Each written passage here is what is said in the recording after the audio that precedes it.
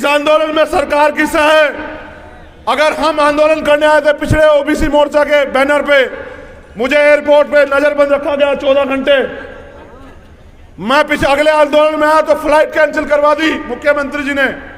लेकिन ये आंदोलन वहां चल रहा है और ये आंदोलन आरक्षण के खिलाफ है, हमारे अधिकार SC/ST एक्ट के खिलाफ है। और इस आंदोलन को पुलिस सुरक्षा देकर करवा रही है। इससे स्पष्ट होता है कि सरकार में बैठे हुए लोग, बीजेपी RSS के लोग, जो काम सीधे दरवाजे से नहीं कर सकते, वो इस तरह के आंदोलन करवा के हमारे अधिकारों को छीनने का काम कर रहे हैं। मैं पूरी जिम्मेदारी से यहाँ के मुख्यमंत्री और प्राइम मिनिस्टर से कहना चाहता हूँ कि हमें कमजोर समझने की गलती मत करना। मुख्यमंत्री जी, अगर दिमाग खराब हो, हमें कमजोर समझने की गलती मत करना। जाति का दम भी खाते हो और जो थोड़े बहुत अधिकार हमें मिले उनके खिलाफ भी लड़ते हो। सुधर जाओ। ये संविधान के जरिए जब पिछड़े, दलित, आदिवासी, माइनॉरिटी के लोग सरकारों में आ जाएंगे, फिर आपको इसकी कीमत चुकानी पड़ेगी। बहुजन समाज की राजधानी भोपाल में आएगा कि सरकार का तख्ता पलट हो जाएगा। वादा करो तो हाथ उठा के कि पूरी ताकत से आओगे ना। सम्मानित साथियों, अभी आपने देखा 1-2 दिन पहले यहां एक आंदोलन चल रहा है भोपाल में, और उस आंदोलन में वो लोग मांग कर रहे हैं कि आरक्षण खत्म कर देना चाहिए, आरक्षण आर्थिक आधार पर होना चाहिए।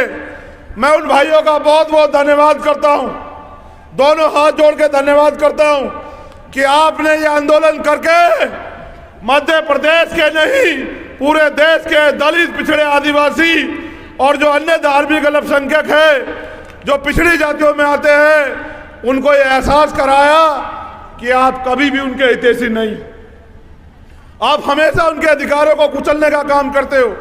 और मैं पूरी जिम्मेदारी से कह रहा हूं कि आंदोलन बिना सरकार की सह के नहीं हो रहा है। इस आंदोलन में सरकार की सह है। अगर हम आंदोलन करने आए थे पिछड़े ओबीसी मोर्चा के बैनर पे, मुझे एयरपोर्ट पे नजरबंद रखा गया 14 घंटे। मैं अगले आंदोलन में आया तो फ्लाइट कैंसिल करवा दी मुख्यमंत्री जी ने। लेकिन ये आंदोलन वहां चल रहा है और ये आंदोलन आरक्षण के खिलाफ है, हमारे अधिकार SC/ST एक्ट के खिलाफ है। और इस आंदोलन को पुलिस सुरक्षा देकर करवा रही है। इससे स्पष्ट होता है कि सरकार में बैठे हुए लोग, बीजेपी RSS के लोग, जो काम सीधे दरवाजे से नहीं कर सकते, वो इस तरह के आंदोलन करवा के हमारे अधिकारों को छीनने का काम कर रहे हैं। मैं पूरी जिम्मेदारी से यहाँ के मुख्यमंत्री और प्राइम मिनिस्टर से कहना चाहता हूं कि हमें कमजोर समझने की गलती मत करना। मुख्यमंत्री जी, अगर दिमाग खराब हो, हमें कमजोर समझने की गलती मत करना। ये जो आप हमारे अधिकारों के खिलाफ हवा दे रहे हो ना, 2023 का चुनाव आएगा, हमारे लोग आपके खिलाफ वोट करके आपकी इस निकम्मी सरकार को उखाड़ फेंकने का काम करेंगे। आप चिंता मत करना।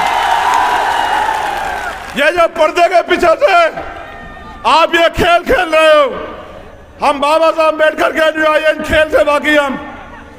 और जैसे बाबू सुखलाल कुशवाहा जी ने मुख्यमंत्री अर्जुन सिंह जी को हरा के उनको एहसास कराया था कि लोकतंत्र में रानी का बेटा जो है राजा नहीं बनेगा, राजा वो बनेगा जो दलित, पिछड़े वर्ग का व्यक्ति, आदिवासी समाज का व्यक्ति, माइनॉरिटी का व्यक्ति मेहनत करेगा, जनता के बीच में रहेगा।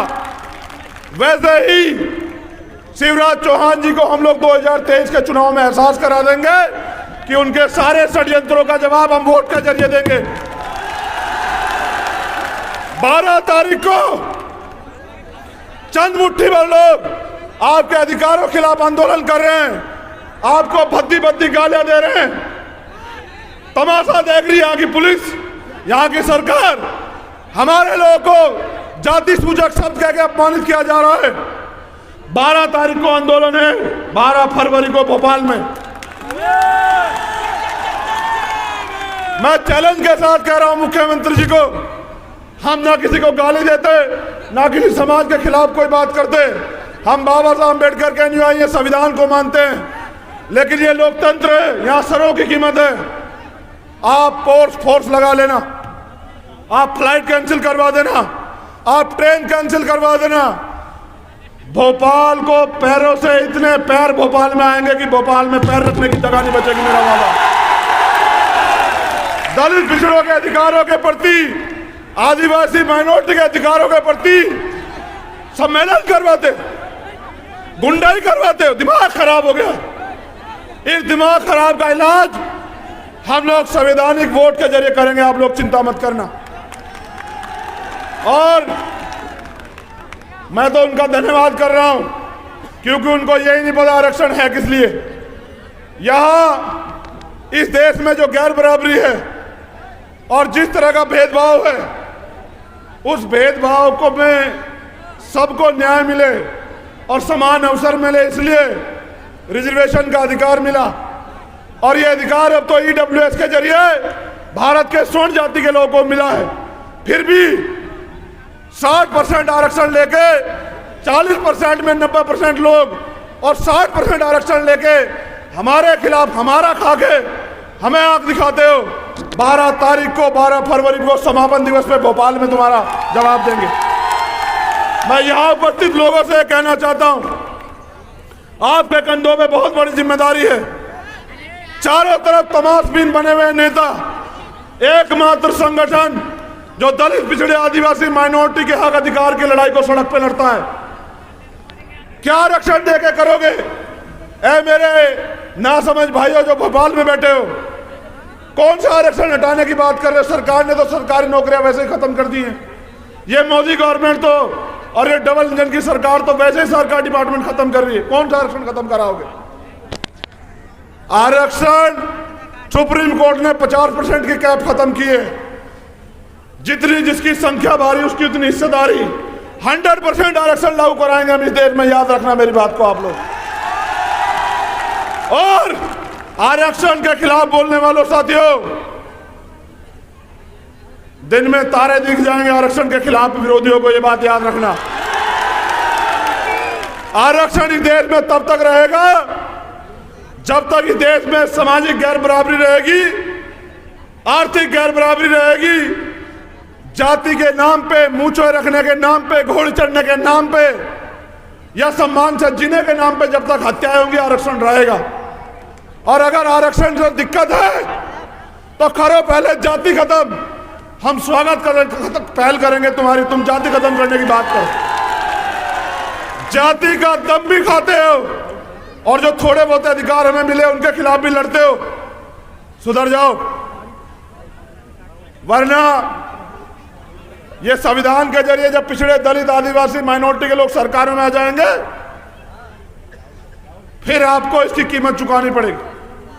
तो बहुत बहुत धन्यवाद, क्योंकि जैसे मध्य प्रदेश में तो यहां और नेता हैं जो आपके साथ कंधे से कंधा मिला के इस लड़ाई को लड़ रहे हैं, लेकिन आपने मुझे अपनी राष्ट्रीय आवाज बनाया है, तो पूरे देश में मेरी जरूरत है, मुझे जाना है।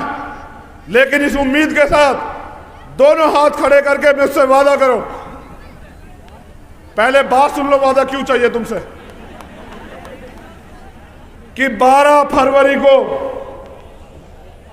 एक ऐसा इनकलाब मध्य प्रदेश यानी के बहुजन समाज की राजधानी भोपाल में आएगा कि सरकार का तख्ता पलट हो जाएगा। वादा करो दोनों हाथ उठा के कि पूरी ताकत से आओगे। ना मैं आपको पैसे दे सकता हूं, ना गाड़ी घोड़ा दे सकता हूं, ना खाना दे सकता हूं।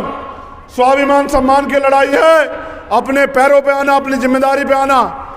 और अगर कोई साधन ना बने तो 2 दिन पहले पैदल चल के जाना। लेकिन याद रखना, समाज आपकी और मेरी तरफ देख रहा है कि कौन हमारे अधिकारों की रक्षा सुरक्षा करता है। उनका भरोसा नेताओं से हट गया है, उनका भरोसा मेरे इन वीर सपूतों पे, योद्धाओं पे है, बहुजन समाज के। मैं दोनों हाथों से धन्यवाद करता हूं आज की सभा को, जिन लोगों ने पूरी मजबूती से आयोजन कराया, जो सामाजिक न्याय यात्रा निकाल रहे हैं। मैं प्रशासन के लोगों से भी सहयोग के लिए धन्यवाद करता हूं, पुलिस के लोगों से भी, और उनसे अपील करता हूं कि भले ही हमारे नेता अभी विधायक एमपी ना हो, हमारी सरकार ना हो, लेकिन लोकतंत्र में इनके पीछे लोग बहुत हैं। आप इनको कमजोर समझ के इनकी बात को नकारा मत करो। कल ये ताकतवर हो जाएंगे, आपको नौकरियां यही करनी है, तो इनकी बात को सुना करो। ये हक की आवाज़ उठाते हैं।